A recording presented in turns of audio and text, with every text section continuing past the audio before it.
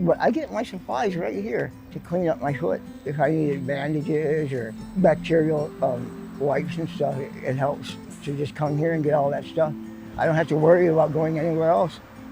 And I don't have to worry about the money because they give it to you for free, you know? Who else does this? Who else I first heard about Hep Free Hawaii when I was going to the HHHRC exchange van. They were actually testing people for Hep C, and it came back that I was positive. I wasn't surprised because I had been doing so much intravenous drug use. Even if you're only using clean needles, there are ways for the hepatitis virus to get into it, like sharing cookers. You know, you don't have to necessarily share a needle. When I tested positive, I knew that interferon was there. I heard nothing but negative things about the side effects. A lot of people will not do it because they will hear stories from people about how they would be extremely tired and almost feeling like they're going through withdrawals. And it pretty much shied me away from taking it, yeah. My parents moved to the United States from Italy, and I moved to Hawaii when I was like 12 years old. I started junior high school in Kailua, Oahu, moved on to Damien and then Kailua High School. My experience with hard street drugs started when I was about 26, 27. I had catch fever, and my lymph node had swollen up really bad. And the doctor had told me to go down to the pharmacy and pop a couple of these and then go do your biopsy. It was the first time I had ever taken an opiate.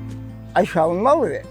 Eventually, I moved to Los Angeles in Hollywood, and there was, of course, any drug you could imagine. And that's what led, I believe, to my hepatitis infection. I had only been gone for like a few years. I came back to help take care of my mom because she had had a stroke. And Hawaii is like really got some very positive energies to it. And it's like the perfect setting to get healthy again. And I think the first time I heard about the van was at the methadone clinic.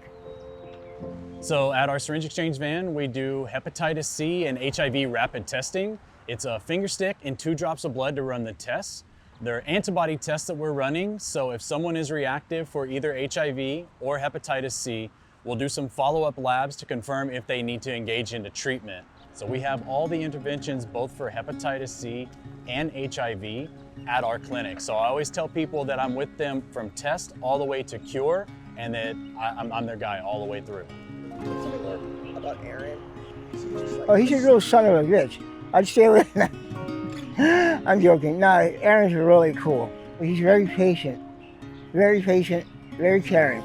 Right? All the way. It's all right. Just be gentle. Mario's a character.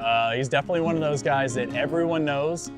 Anytime he comes around, we always just kind of hang out and talk story. He'll crack you up. Yeah, super fun guy to be around, and I was really happy that we could help get him treated and cured of hepatitis C.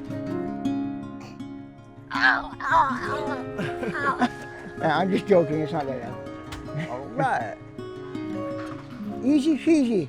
Aaron is my go-to guy for HHHRC. He was the one that was there when I did my test, and he started talking to me, you know, about the hepatitis virus and how they have a new medication now that wouldn't make you sick. I did not feel bad at all. In fact, I felt better after like 4 to 5 days.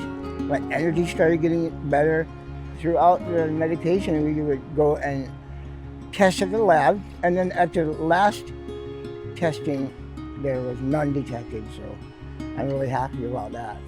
I think that if people knew that it was easy and it was not painful at all, I think they would go and ask for help more.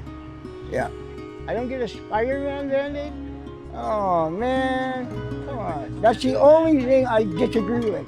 We should have Spider-Man Band-Aid, man. Now that I have more energy, like, I tell you, honest to God, every possible thing that could happen to you, Like every other month, I'm having something crisis. Like I broke my collarbone, rib, and pinky falling off a bike. I have Bell's palsy now, but hopefully, when this heals, I can go back to work. Yeah, and that's gonna feel good too. I have the energy now, and it makes me feel better that other people know that I'm okay now, because they're not like, oh, that guy's got Hep C, you know what I mean? The people that are actually working for the HHHRC, they do care, and it draws that kind of person to that job. And it does feel better when you know somebody is there to help you. When you're engaged in this lifestyle, you worry about a lot of things. Doing the testing and not having to worry about having your liver being eaten by hepatitis or whatever, it's very helpful because it's one less thing to worry about. Anything else you want to add? Anything else you'd like to say? Vote for me for president. Yeah.